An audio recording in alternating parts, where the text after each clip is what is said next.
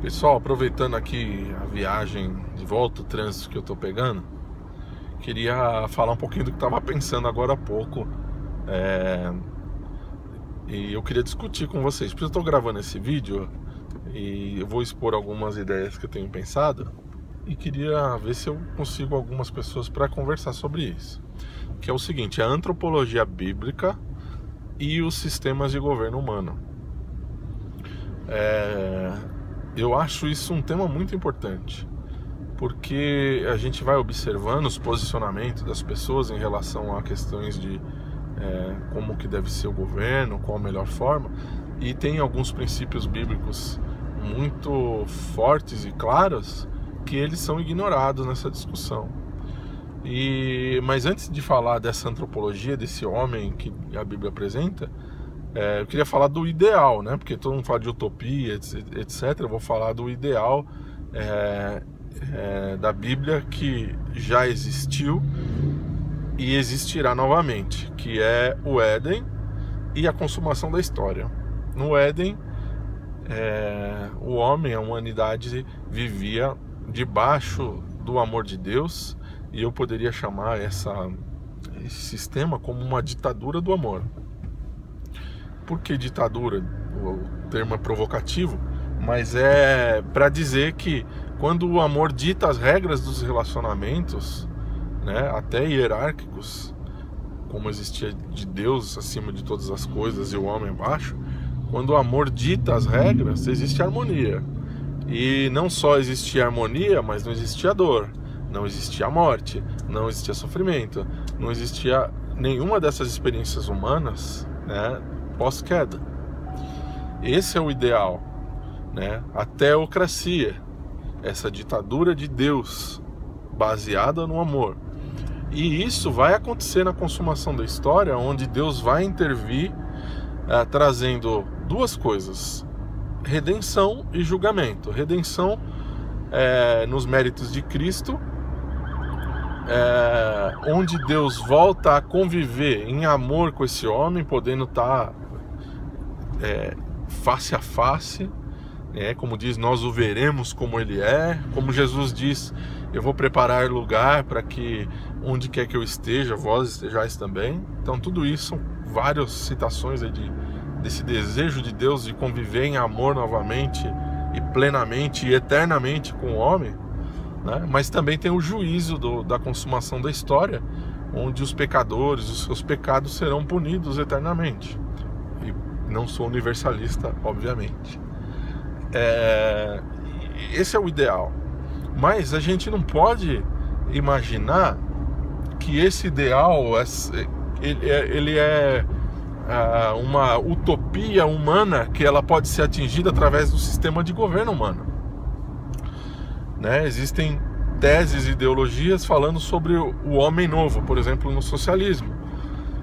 E lá diz o seguinte, que essa sociedade justa e fraterna que será criada vai fazer nascer, surgir desse ambiente o homem novo, que não é como o homem atual.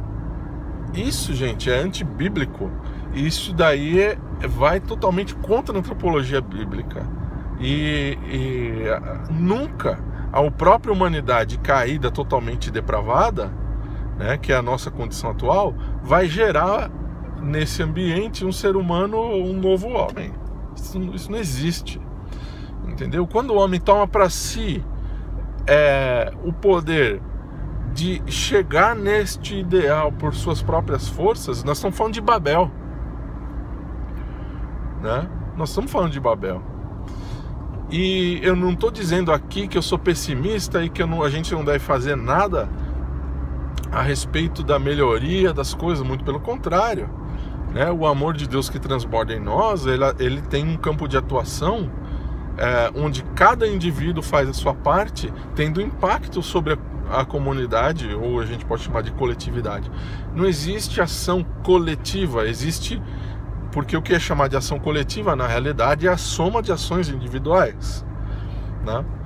Então, dentro desse pensamento, A gente não pode se colocar no lugar de Deus e criar uma utopia para nós, achando que esse novo homem vai surgir de dentro da própria humanidade. Isso é impossível. E aí que entra Babel. Por quê? Porque já na quarta geração pós-dilúvio, né, que Deus já puniu o homem, né, porque ele só pensava o mal continuamente, etc. E Deus recomeça com Noé, a humanidade. Aí nasce de Noé o Cã, e de Cã nasce Cush, e de Cush nasce Nimrod. E esse Nimrod aparece na história como um cara extremamente importante. Por quê? Porque ele aparece logo antes do relato da Torre de Babel, porque ele está totalmente envolvido nessa história. Quem era Nimrod? Era um primeiro ditador sobre a Terra, né? Ele é um homem poderoso sobre a Terra, caçador, muito poderoso, e ele era o idealizador e construtor de cidades muito importantes no panorama bíblico, que é Babel, Babilônia, né? Nínive, Calné, Ereque. Então quem pensou tudo isso, criou esse sistema Babel, partiu essa quarta geração de homens.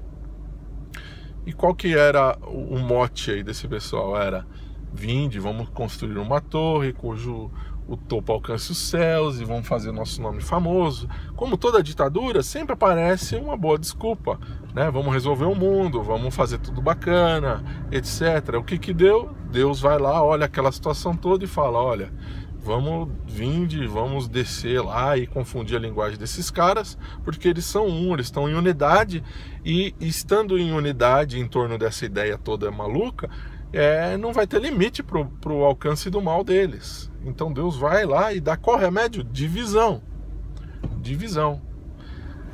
Então é muito importante esse conceito. Divisão é o remédio de Deus para ditaduras. É o remédio de Deus para a unidade e para o mal. E outra, como essa antropologia bíblica ela é real, quanto mais você concentrar poder num grupo, numa pessoa, em torno de uma ideia, como tinha ali em Babel, a potencialização do mal ela se multiplica, né? Então, como que podemos nós, como cristãos, defender qualquer sistema que vai na contramão da ação de Deus na história, né? Deus divide o homem contra o mal, né? Eu não acredito também no outro oposto, de que o homem ele pode viver aqui sem nenhum tipo de governo. Por isso que eu queria trazer a discussão, porque se por um lado aqui vocês estão percebendo que é uma crítica direta à proposta socialista comunista, tem o outro oposto também do libertarianismo, minarquismo, etc., que vai para o outro lado do negócio, onde as liberdades individuais, elas se busca isso numa plenitude, que também vai contra alguns princípios bíblicos que Deus estabelece governantes. Por que ele estabelece governantes? Porque o homem não pode ficar solto por si mesmo, fazendo o que dá na cabeça deles, né? Agora, qual que é a discussão aqui? Quais são os limites?